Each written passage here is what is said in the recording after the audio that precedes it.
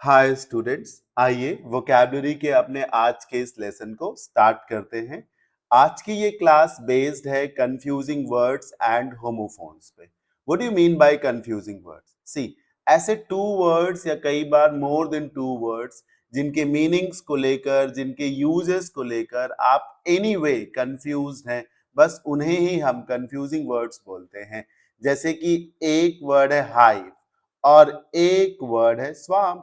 ये दोनों ही collective nouns हैं, हनी बीज के लिए यूज किए जाते हैं। फाइन, लेकिन दोनों के कॉन्टेक्स्ट डिफरेंट हैं। जैसे कि हाइव हम बेसिकली उस प्लेस को बोलते हैं जहां पे ये मक्खियां हनी बीज रहती हैं, हिंदी में जिसे हम छत्ता बोलते हैं। स्वाम बेसिकली उन उन हनी बीज के ग्रुप को बोलते हैं जो फ्लाई कर रही हैं, उड़ रही हैं।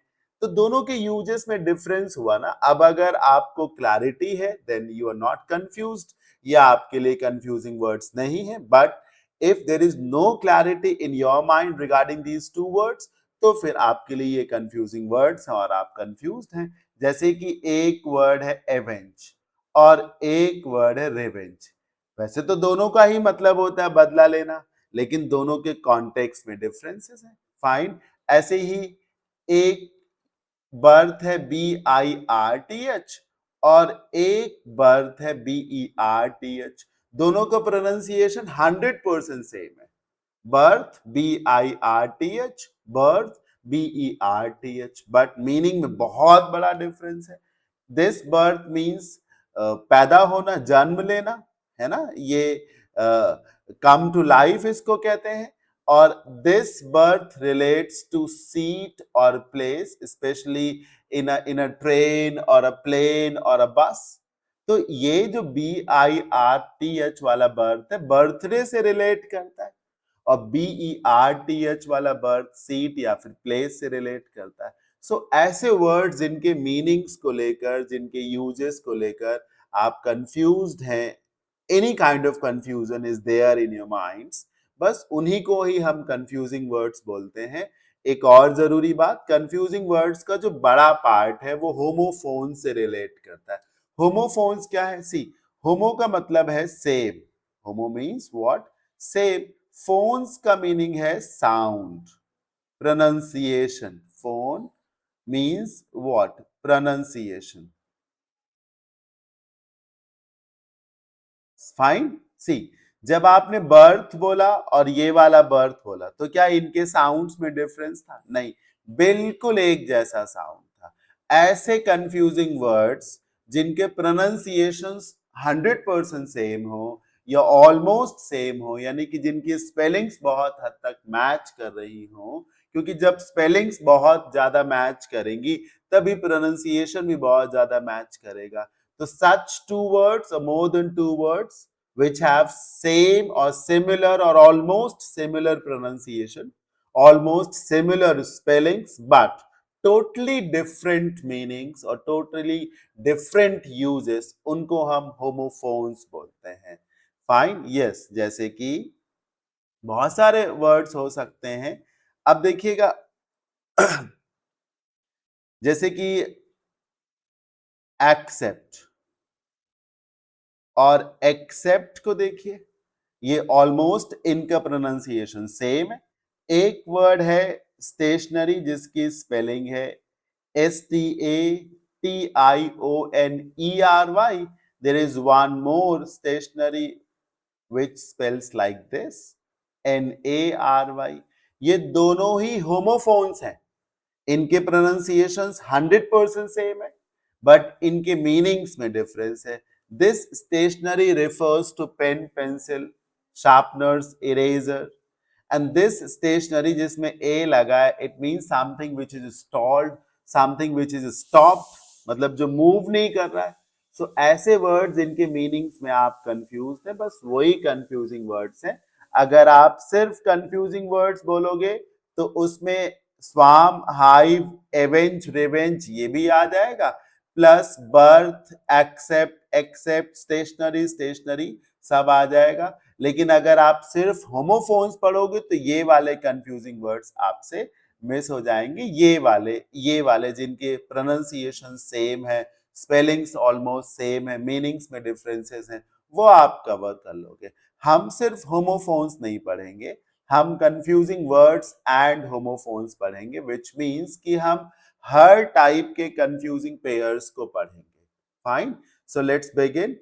आज के सेशन का जो फर्स्ट पेयर है कंफ्यूजिंग वर्ड्स का, it's A double C E P T accept and E X C E P T accept. Almost pronunciation same है, accept and accept. आइए समझते हैं। accept is a verb, यानी कि एक्शन वर्ड है, verb है तो इसकी आगे की भी फॉर्म्स होंगी और वो फॉर्म्स है accepted V2B और accepted V3B। accept वर्ब की सेकेंड फॉर्म और थर्ड फॉर्म्स हैं accepted and accepted, meaning आप शायद जान रहे हो, to accept something means to take it, to say yes to something। किसी भी चीज के लिए हाँ कर देना या कुछ भी रिसीव करना या किसी गिफ्ट को रिसीव करना, किसी ऑफर को रिसीव करना, हाँ कर देना, स्वीकार कर लेना।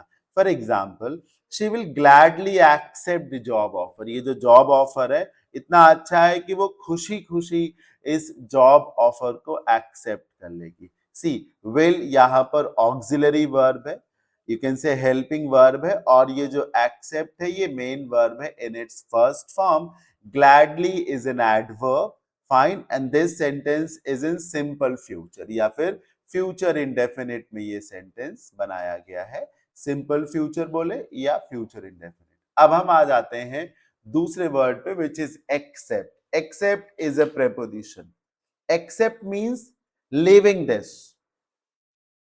Fine. इसको छोड़ करके, not including.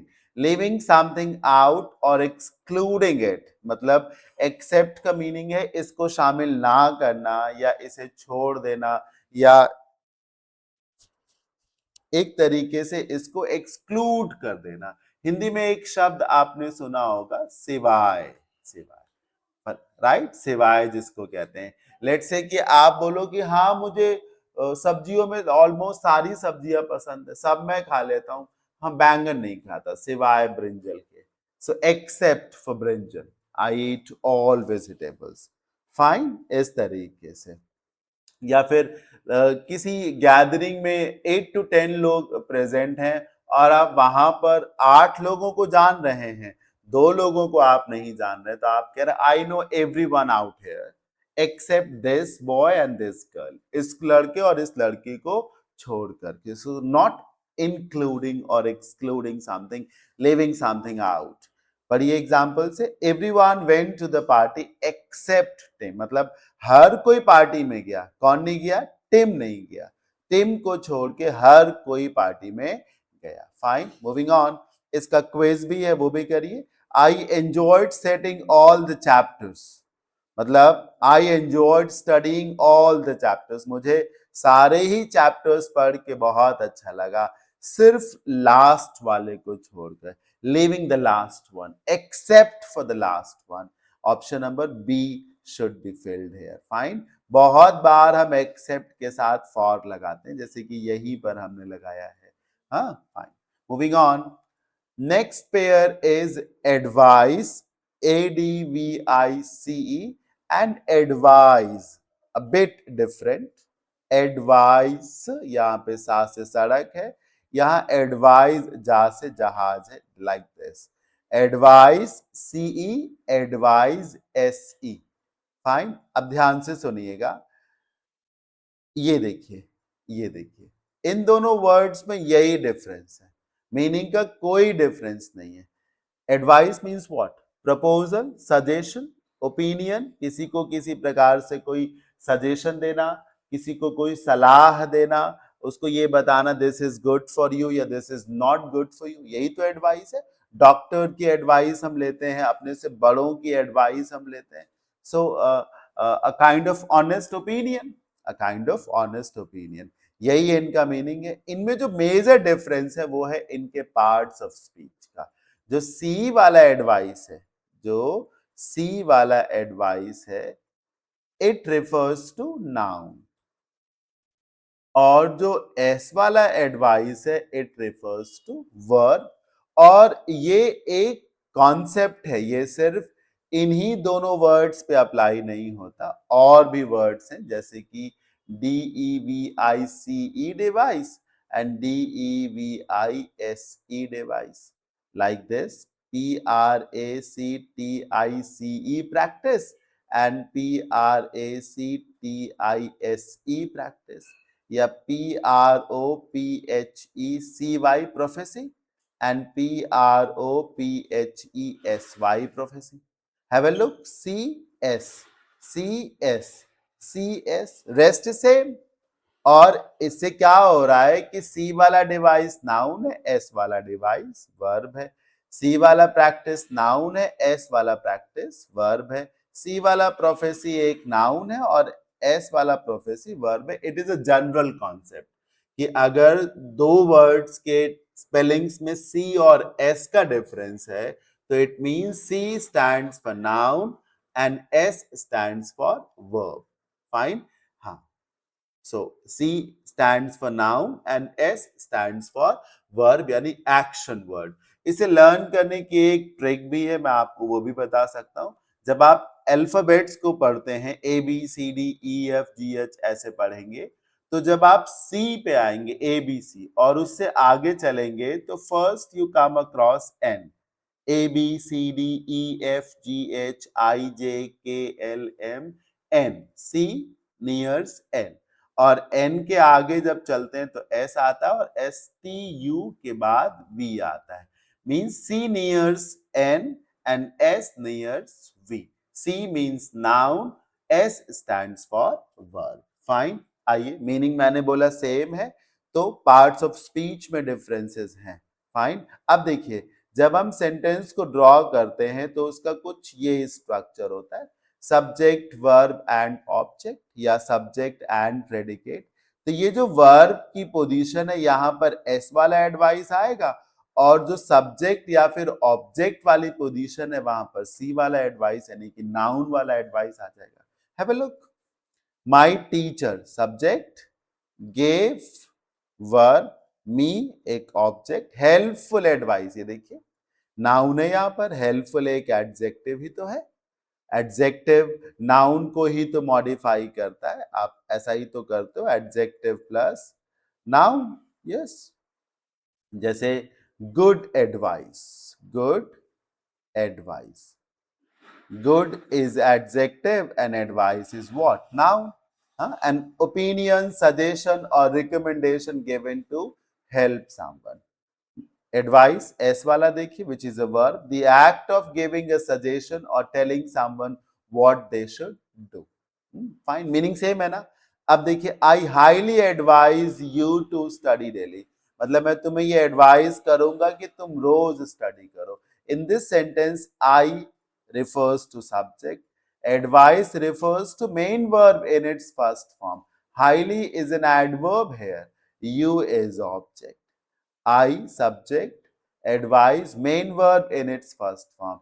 This particular sentence stands in simple present या फिर present indefinite का ये sentence है, और ये जो sentence है जिसमें give की second form आई है, it means this sentence belongs to simple past. Fine, चलिए मूव ऑन करते हैं। हाँ, इसमें बताइए कि कौन सा एडवाइस यूज करेंगे। बेसिक डिफरेंस, नाउन चाहिए हो तो ये वाला एडवाइस रखिएगा, and if you need verb then have this advise. Can you please advise me on which laptop I should buy, मतलब क्या बता सकते हो कि मुझे कौन से लैपटॉप को बाय करना चाहिए। सर यहाँ पर आपको ना वर्ब चाहिए, क्यों? क्योंकि कैन एक मोडाल है और मोडाल के बाद वर्ब भी तो आती है। Yes, we can win, we can win. हाँ, या I can run faster than you, run, I can run. So can which is a modal, उसके बाद आपने विन या फिर रन रखा, विच आर प्योर वर्ब्स। तो कैन को अपने लिए वर्ब चाहिए, मेन वर्ब चाहिए, विच मीन्स कि आप एस वाला एडवाइस रखोगे, ऑप्शन नंबर बी को चूज करोगे। Moving on, affect and effect, spellings में क्या डिफरेंस है? A and E, rest is same. Affect, effect, part of speech में क्या डिफरेंस है? A affect means verb, e effect means noun. Fine, A जो है वर्ब है और ई वाला जो इफेक्ट है नाउन है. यहां भी मीनिंग ऑलमोस्ट सेम है. एक डिफरेंस है पार्ट ऑफ स्पीच का. ए वाला अफेक्ट वर्ब है, ई वाला इफेक्ट नाउन है.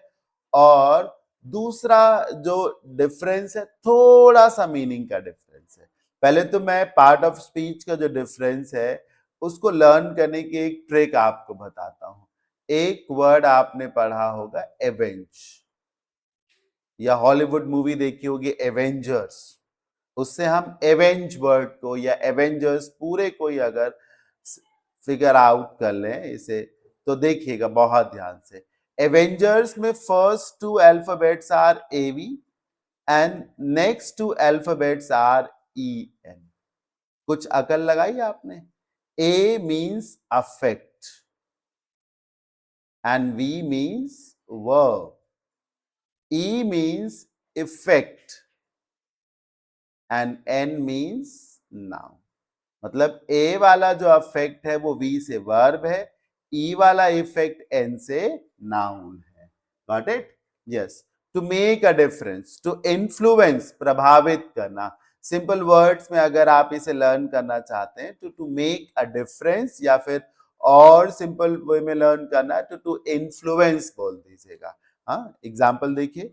The heavy rain will affect the game tonight. बहुत जोर से बारिश हुई है दिन में, आज रात का जो गेम है उस पे इसका असर पड़ेगा. Have a look. ग्रामर को रूल अप्लाई करिए. अभी आप 2-3 में नहीं है. अभी कितना अहम है कि ये जानना कि what does this word mean.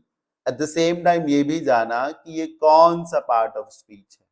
हाँ, अभी देखिएगा यहाँ ए वाला अफेक्ट क्यों आया, क्योंकि ए वाला अफेक्ट वर्ब है और हमें यहाँ पे वर्ब ही चाहिए. But why?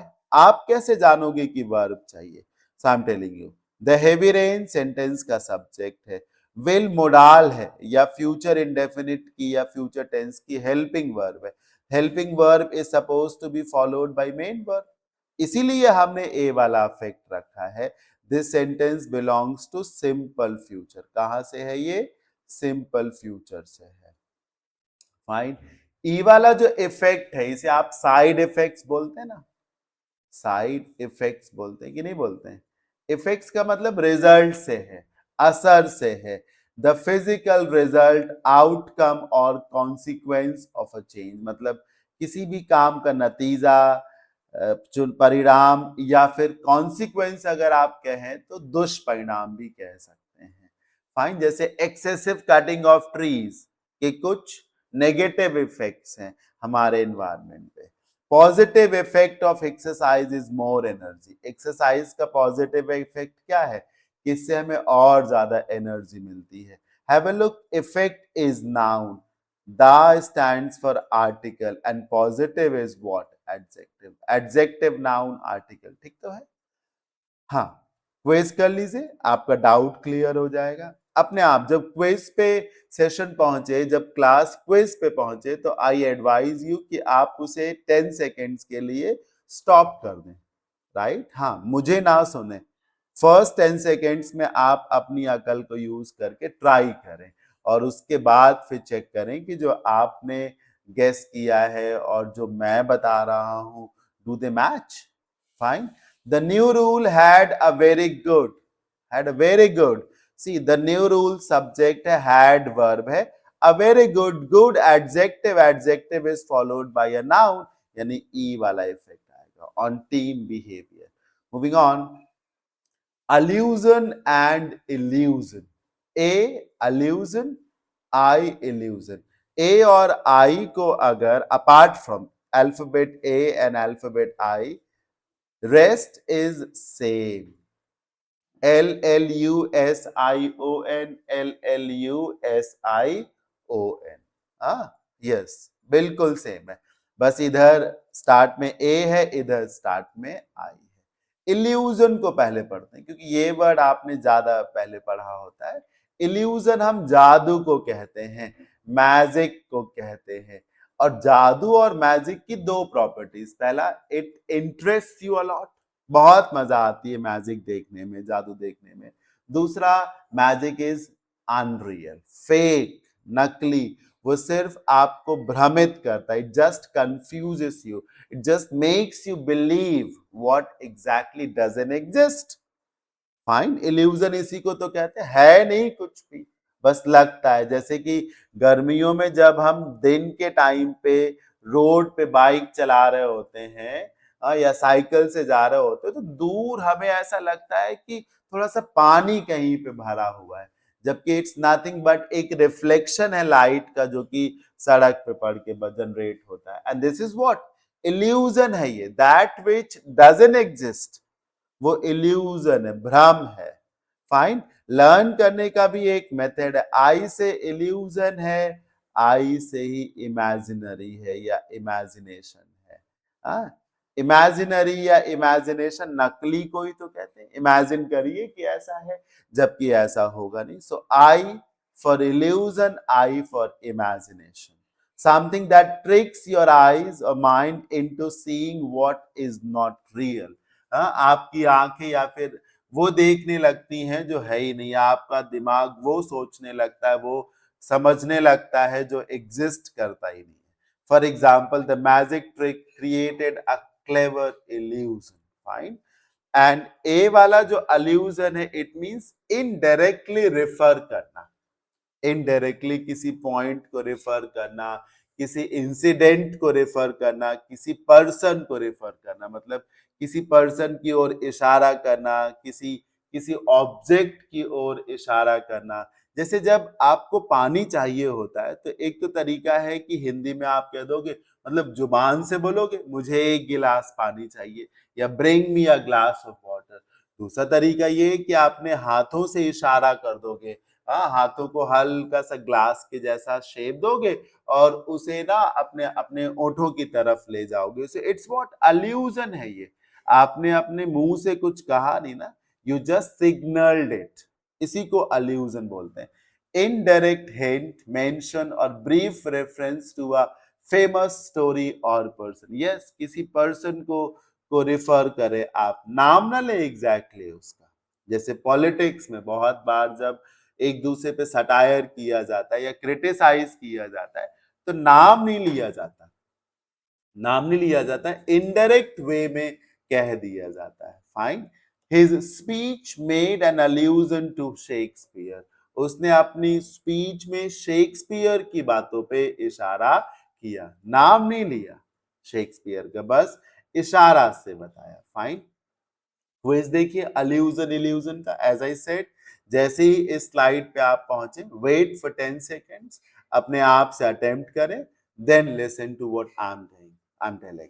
The desert traveller thought he saw water, वही जो मैंने एक्सप्लेन किया। रेगिस्तान में चलने वाले आदमी को लगा उसने पानी देख लिया, but it was just an illusion, reflection था सनलाइट का on the surface. Fine, illusion. Moving on, and this is gonna be the last pair of today's session, alter and alter। आज के confusing pairs का ये last pair है, alter and alter। Pronunciation 100% same है, spelling में end में a और e का difference है।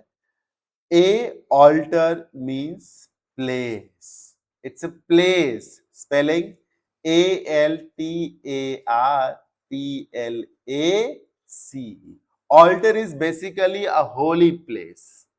एक ऐसी जगह जो हल्का सा रेज्ड प्लेस होगी, थोड़ा सा ऊंचाई पे बनाई जाएगी। जैसे कि किसी के घर में लेट से रामायण होनी है या कोई भी पूजा होनी है, तो फिर हम ना ऐसे चौकी बनाते हैं, उस चौकी पर फिर पूजा करते हैं ना, ऐसे।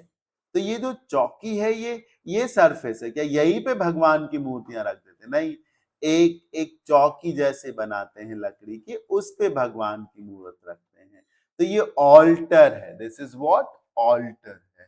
Fine, any raised holy place, a raised holy place, table or platform used for religious ceremonies। धार्मिक कार्यों के लिए, जैसे हवन कुंड को आप ऑल्टर बोल सकते हैं, या या चर्चेस में ऑल्टर्स होते हैं, जो प्लेटफॉर्म होता है, स्टेज होता है। इवन मैरिजेस में जिस स्टेज पर दूल्हा दुल्हन खड़े होते हैं, उस स्टेज को भी कई बार ऑल्टर बोला जाता है। Sacred place, a holy place, specially used, a raised holy place, specially used for worships or religious functionings or ceremonies. They placed fresh flowers on the church altar. Yes, church में alter होता है, उसी पे लोग candles burn करते हैं, candles light करते हैं, जलाते हैं।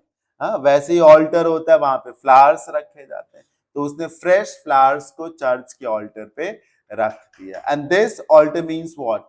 हाँ, ये लास्ट सेशन है, 2 मिनट्स की और क्लास होगी बस। alter, ALTER, this alter means cut करना, चेंज करना। बहुत पॉपुलर यूज में आपको बताता हूं। आपने जीन्स ली, अ पेयर ऑफ जीन्स आपने बाई करी, पर उसकी लेंथ ज्यादा थी। आप तुरंत टेलर के पास जाओगे और क्या बोलोगे? अंकल इसकी लेंथ ऑल्टर कर दीजिए। एग्जैक्टली ये लाइन हम बोलते हैं, इसकी लेंथ को ऑल्टर कर दीजिए, मतलब कट इट शॉर्ट, काट दीजिए, इसको छोटा कर दीजिए। चेंजेस करना, मॉडिफिकेशन करना, एडिटिंग करना बेसिकली। और क्लोथ्स के लिए बहुत ज्यादा यूज किया जाता है ये ऑल्टर। और कई बार अपनी स्ट्रैटेजी को ऑल्टर करते हैं, प्लान्स को ऑल्टर करते हैं। लेट्स से आपने समर वेकेशंस का अपना कोई प्लान रेडी किया था कि 5th ऑफ जून से आप नेक्स्ट 1 वीक के लिए घूमने जाएंगे, लेकिन लास्ट मोमेंट पे आपने अपने प्लान को ऑल्टर किया, फिर आप 10th ऑफ जून से घूमने के लिए गए। सो ये ऑल्टर है, to change something, to modify it, to adjust it, to edit और update it. Fine, I need to alter the fit of my new jacket. मेरा जो जैकेट है वो मुझे फिट नहीं होता, यानी मुझे इसकी फिटिंग करानी है, इसकी फिट को मुझे ऑल्टर कराना है। फाइन, इसका भी क्विज अटेम्प्ट करते हैं। वेट फॉर 10 सेकेंड्स और उसके बाद प्ले करिएगा। We had to our weekend travel plans, plans को ऑल्टर करना है, यानी कि प्लान्स को आप चेंज कर रहे हैं, प्लान को आप चेंज कर रहे हैं। सी, ऑल्टर को हम ऑल्टरनेटिव से भी रिलेट कर सकते हैं, विकल्प जिसको कहते हैं, ऑप्शन। ऑप्शन ये भी दिखाता है कि आप चाहो तो ए को चूज कर लो, चाहो तो बी को, मतलब you can change your options, you can change it. Fine, so alternative से भी आप ऑल्टर को रिलेट कर सकते हैं। यही वाला ऑप्शन होगा, यानी option number B. I hope everything is clear to you now. मुझे उम्मीद है सब कुछ समझ में आ गया होगा, सारे कंफ्यूजिंग वर्ड्स, सबके एग्जांपल्स। अब आप इन्हीं कंफ्यूजिंग वर्ड्स को अपने अकॉर्डिंगली यूज कर सकते हैं। That's it for today. Happy learning.